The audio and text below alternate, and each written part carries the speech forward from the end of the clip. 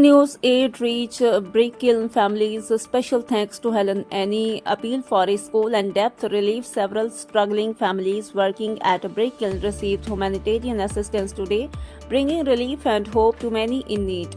The families expressed heartfelt gratitude to Sister Helen Ayeni, whose generous support made it possible to provide food and other essential help during this difficult time. According to the families, they first thanked God and then extended a special thanks to Sister Helen Ayeni for feeling their pain and supporting them from far away. Because of her kindness and compassion, food supplies were distributed among the families. Special assistance was also given to a laborer whose leg had been severely broken into two parts.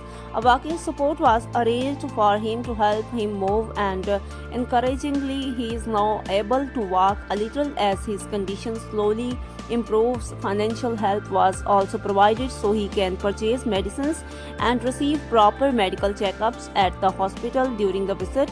The families made a heartfelt appeal to Sister Helen Ayeni and her ministry. They requested help in establishing a school in their area so that their children can receive education, find good jobs in their future, and build better lives. The families said they want their children to move away from the hardships and bondage of brick labor toward a life of dignity and freedom through education. The injured worker also made an emotional request to Sister Helen Ayeni with folded hands. He said that because his leg is broken, he is no longer able to continue heavy work at the brick kiln. He humbly appealed for help in paying off his debt so that he may start another type of work and support his family.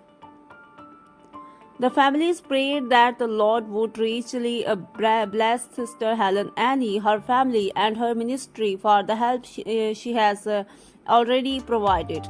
They also expressed hope that their appeal for a school and further support will be heard so their children can have a brighter and more secure future.